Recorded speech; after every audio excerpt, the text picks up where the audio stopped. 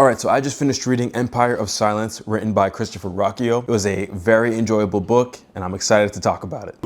This book was recommended to me after finishing the Red Rising series. It's pretty popular online, so you've definitely heard about it by now. And let me tell you now, this book was not what I was expecting. So the book starts off with Hadrian Marlowe, and he is the narrator for the story. And he's basically like, I'm Adrian, just so you know, I'm a war criminal, I've eaten a son, whatever that means, and I have killed billions of people. And so right off the bat, you're expecting this like high energy, fast-paced novel, and really what you get is a much slower, much denser, introspective piece. It ends up not really being this book about how can someone eat a son, but how do you become the person that eats a son, whatever the fuck that means still. And it works, and it's just so good. You know, the voice of this main character is so strong, and he's so flawed, and a lot of the growth in this book feels so rightfully earned. And I just love the way this book was written. It's very melodramatic and maybe self-indulgent at times, but it's so true to the character who is this like naive drama queen. But I'm getting ahead of myself. Let me set up the scene. So Hadrian is born into power. He is a Palatine of the House Marlowe, and on his home world, Hadrian is an outcast within his family. You know, his dad pretty much like openly hates him, and it's because Hadrian doesn't really kind of fit the bill of, you know, of the role he's supposed to have in his life. Hadrian is kind of just this huge dork. He's a huge nerd. He's got his mentor, who is a scholiast. A scholiast is basically just like a space monk librarian, and their job is just to learn as much as they physically possibly can and just be these like banks of knowledge. And to Hadrian, that kind of sounds like a dream come true. You know, he can seclude himself, learn everything he could ever have a question for, and just live a peaceful life. But like I said, his dad pretty much hates him, and so he sends him off to become like a weird torture priest for the, you know, for the religious government. Obviously, Hadrian's not about to go do that, so he tries to escape, and things go completely sideways, and I'm not gonna spoil anything from there. My first issue is that there is no like general main plot. This is a book about struggle, so we're pretty deep into the book before we get like kind of an end goal or a finish line to at least imagine we're heading towards. And for the first like half of this book,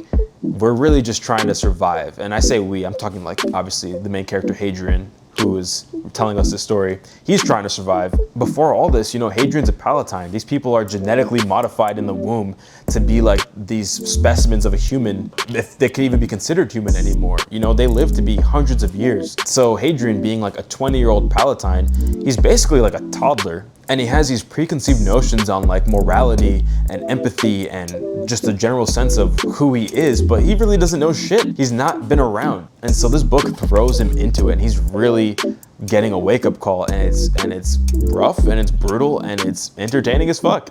You know, the conflict of this book comes from survival and the internal struggle that Hadrian faces, coming to terms with the fact that he really doesn't know shit about the world. You know, he's flawed, he's empathetic, he's a bit naive. And that's what makes him so good, you know? He broods, he makes mistakes, and sometimes you're rooting for him, sometimes you're rolling your eyes at him, but you never want to give up on him, you know? You want him to succeed, you want him at least to learn something. Everyone talks about the prose of this book. I don't think anything I'll have to add will really be groundbreaking, but this is a very poetic, lyrically written book, you know, very dramatic in the way that things are laid out, but they are very simple emotions to grasp. It might sound super flowery and like over the top, but the emotions that are being pulled out of you are very basic and very raw. You know, when it works, it really works. You know, there's some genuine depth there, and it's not just, you know, for the sake of it, it actually is progressing the story and is a huge part of the story. Now, in terms of world building and the setting that we're in, it's a very much like Dune-esque, like Roman Empire based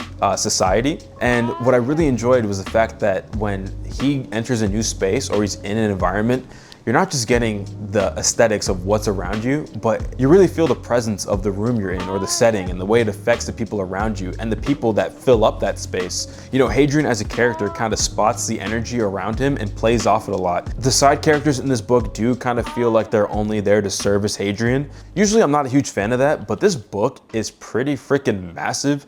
And so it's a lot of characters, a lot of settings that we go through, and for them to not get completely jumbled up in my head, I think that's a really good sign. These side characters and locations all feel distinct from one another. Although I am making it sound like this book is all like, you know, introspection and melodrama, it is pretty action-packed. So in this book, humanity is at war with an alien species called the Cielsen, and they pretty much look like underwater, like bottom of the ocean demon fish creatures. Hold on, wait, let me move away. Right, we're not doing this to harm him, just to see if he snaps. Oh yeah, no, he's alive. And from Hadrian's perspective, this war is happening so far away and is like almost irrelevant to his life. And to him, the real war is the one that he has to wage with the people in his life. You know, he meets some of the worst people ever. The worst parts of humanity really are shown in these people. So you kind of get the idea that the book is trying to ask the question, are the aliens menacing or are they misunderstood? And Hadrian is someone with like, you know, a storybook kind of mentality of what life should be. And so it's really interesting to see how it plays out for him and in the story, you know, as a whole. I should also mention this book is pretty violent. You know, it's not like non-stop action or anything like that, but when the action happens, it's pretty gruesome. I don't really have an issue with that personally. It's not like it doesn't ever feel like senseless at any point. And there's a lot of mystery. There's a lot of things that we don't know by the end of this book. This character, he kind of is like the guy that is always searching for answers.